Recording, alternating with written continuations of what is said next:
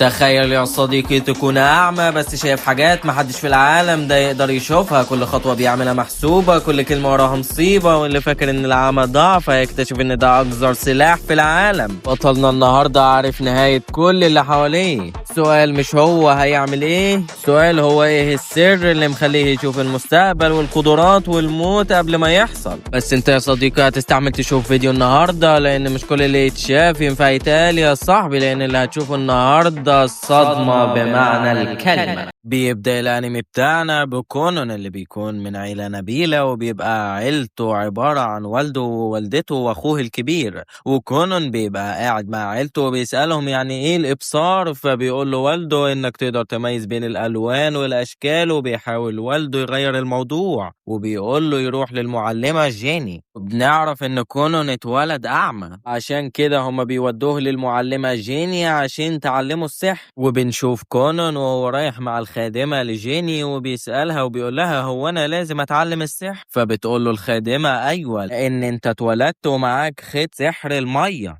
وبيروح كونون لجيني وبترحب بيه، وبيقعد كونون وبيستخدم السحر وبيقدر ان هو يعمل كرة مية. وبتقول له جيني انت قدرت تعمل كرة مية قد حجم عينك. فبيتفاجئ ساعتها كونون وبيمسك عينه، فبتتوتر جيني وبتقول له معلش ما كانش قصدي، انا كنت بحاول اخليك تفهم من خلال التشبيه. فبيقول لها كونون انا اقدر اعمل عين ليا من خلال السحر، وبيكون عنده امل انه يصنع عين ليه من استخدام السحر. وبيجي تاني يوم وبيبقى كونون قاعد بيفطر، والخادمة بتساعده وبتعرفه نوع الاكل اللي بياكله، وبتبقى قريبة منه وبتحبه وبتحاول انها تخليه ما يحسش ابدا انه اعمى. وبعد كده بتيجي المعلمة فلورا اللي بتحكي له قصص، وبتسأله انت عايز قصة ايه النهاردة؟ بيقول لها كونون انا عايز قصة الفارس هيستور هي جوليا. وبتتفاجئ فلورا اول ما بتسمع كده، لان دي قصة دموية وكلها حروب، وكونون المفروض ما يكونش مهتم بقصة زي دي. وبنعرف ان هيستور هي جوليا هو واحد من الابطال اللي كانوا بيحاربوا ملك الشياطين،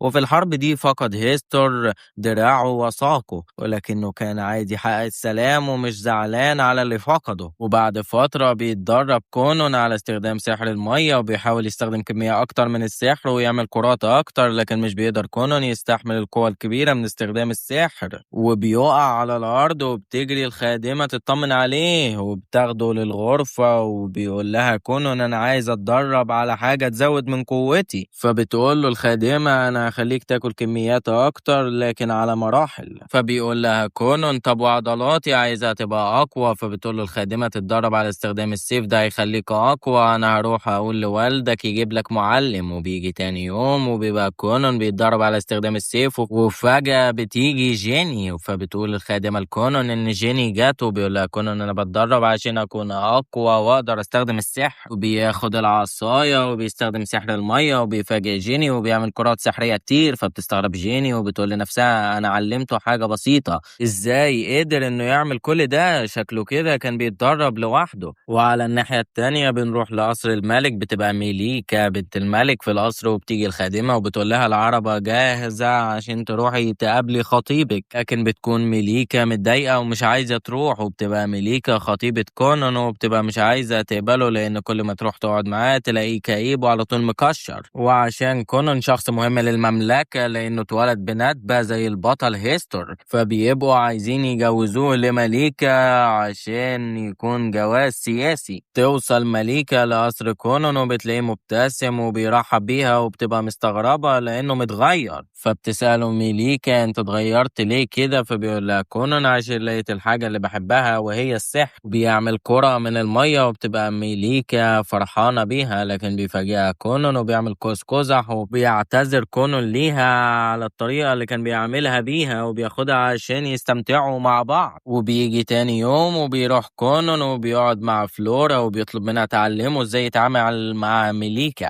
وبيجي الليل وبتبقى جيني قاعدة في المكتبة وبتحس ان ملهاش لازمة لان كونون خلاص اتعلم السحر الاساسي، لكن ممكن يكون في خطر لانه لسه صغير. وبيجي تاني يوم وبتروح جيني يتعلم كونون سحر اكتر، وبتلاقي طريقته اتغيرت، وبتقول له انها تقدر تعمل كورتين مية مختلفين، وبتعمل 2 وبتقول لكونون يلمسهم، ولما كونون بيلمسهم بيلاقي واحدة باردة وواحدة سخنة. سخنة. وبيستخدم كونان سحر المية وبيغير طعم الشاي، وبيقول للخادمة تدوق، ولما بتدوق بتقول له ده طعم التفاح. تتفاجئ جيني إن كونان قدر يعملها بالسهولة دي لأنها فضلت طول الليل تحاول تعملها. وبيجي تاني يوم وبيبقى كونان قاعد مع الخادمة وبيستخدم السحر عشان يعمل لها مية سخنة، والمية أول ما بتقرب من التفاح فجأة بيقوم كونان من مكانه، والخادمة بتلحق المية قبل ما تقع. فبتسأله الخادمة مالك، فبيقول لها كونان أنا بدأت أشوف. فبتتصدم الخادمة وبتقول له أنت بتتكلم بجد؟ فبيقول لها كونان أنا شفت الألوان من خلال السحر، وبيمسك تفاحة خضراء وبيقول لها دي لونها أحمر. فالخادمة بتقول له لا، لكنه بعد كده بيقدر يعرف كام تفاحة حمراء وكام تفاحة خضراء موجودة. وبتروح الخادمة تقول لوالد كونان وبتقول له على اللي حصل. فبيقول لها والد كونان هو يقدر يقرأ الكتب. فبتقول له الخادمة أيوة بيقدر يتتبع الحبر ويتعرف على الألوان، لكنه ما تعلمش الحروف بس الرسومات بتساعده. وبيروح كونان الحديقة وبيعمل كرة حمراء كبيرة، بيقدر يعرف لون الكرة اللي هو عمله. لكن لما بتيجي عيلته تسلم عليه بتقع الكرة عليه هو والخادمة بتبهدلهم، والأم بتخاف وبتقع على الأرض من اللون الأحمر. وبيقول له والده إيه اللي أنت عملته ده؟ طب الخادمة مش هتقبض ل3 شهور بسببك. وبيجي الليل وبيقول والد كونان لابنه أنا بفكر إني أدخل كونان مدرسة النبلاء، أنا عارف إنه ما خرجش من القصر إلا كم مرة عشان كده أنا عايزك تساعده. لكن بيفتكر الأخ الأكبر لما حاول يساعد كونان قبل كده ما قدرش وكونان وقع من على السلم. وبنرجع للوقت الحاضر وبيقول لوالده ما تقلقش أنا هحمي كونان. وفي الوقت ده بيبقى كونان قاعد مع فلورا وبتلاحظ إنها بعد ما علمته إزاي كرجل نبيل بقى مختلف عن أول مرة شافته فيها. وبيجي الليل وبيروح كونان مع الخادمة وبيتمشوا في الغابة وبيبقوا في طريقهم عشان يروحوا لوالد كونان. ولما بيوصلوا القصر بيلاقي كونان أخوه الأكبر مستنيه وبيتمشوا مع بعض. فبيقول الأخ الأكبر لكونان امسك إيدي عشان أوصلك. فبيقول له كونان لا أنا بقيت أقدر أحس باللي حواليا. وبيروح كونان يقعد مع والده ووالدته، ووالده بيقول له أنا عرفت إنك درست اللي بيدرسوه في مدرسة النبلاء وقدرت تخلصه، هو أنت مش مهتم إنك تدخل مدرسة النبلاء؟ فبيقول له كونان لا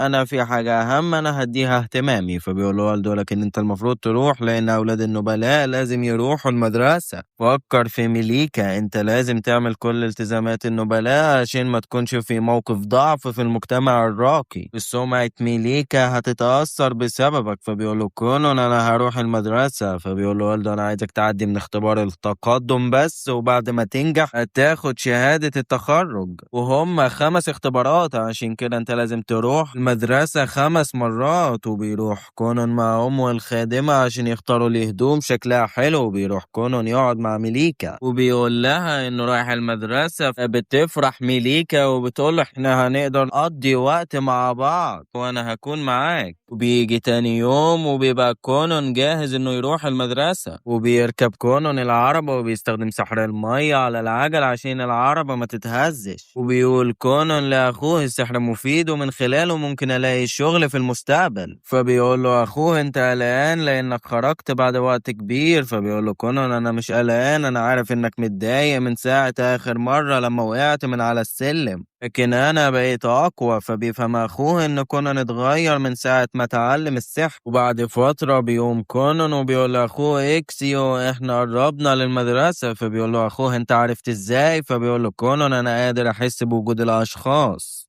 لما بيوصلوا للمدرسة بيلاقوا ميليكا بتجري عليهم وبيتحركوا عشان يدخلوا، لكن بيبقى كونان واقف مكانه وبيبقى حاسس بوجود أشخاص كتير. أول ما بيدخل كونان المدرسة بيتفاجئوا من جماله وبتنادي عليه واحدة وبتبقى دي المعلمة كاسيت اللي هتتولى مسؤوليته. وبيكون في مجموعة طلاب بيبصوا عليه وبيبقى في طالب منهم اسمه اللايل وبيكون أمير وبيبقى متضايق من اهتمام الطلاب بكونان. وبيروح كونان الفصل وبتشرح له كاسيت الاختبارات اللي هيمتحن فيها وبتديله الاختبار. وبعد ما كونان بيخلص بتشوف كاسيت الإجابات بتلاقيها كلها صح. وفي الوقت ده بيروح كونان وميليكا عشان ياكلوا، لكن بيقف لايل وأصحابه قدامهم. بيبقى لايل أخو ميليكا وبيفضل يرخم على كونان، لكن بيجي إكس وبيقول للايل أنت عايز إيه؟ لكن بيقول له لايل أنا اديتك الإذن علشان تتدخل وتتكلم، وبيشتموا أصحابه ولكن بيستخدم كونون سحر المية وبيخليها تنزل على بنطلون لايل. كونون بيقول للايل ايه ده انت بليت نفسك؟ بيبص لايل على بنطلونه وبيلاقي مية وبيتحرج اول ما بيشوف كده، وبيفهم اكسي وميليكا ان اللي عمل كده هو كونون، فبيمشي لايل واصحابه بيروحوا يقعدوا مع بعض عشان ياكلوا، وبتقول له ميليكا ان لايل يبقى اخوها الكبير، وبيبقى اكسي ومش عارف يقول لوالده ايه على اللي حصل ده، لكن بيبقى كونون مش مهتم خالص وقاعد يعاكس في ميليكا.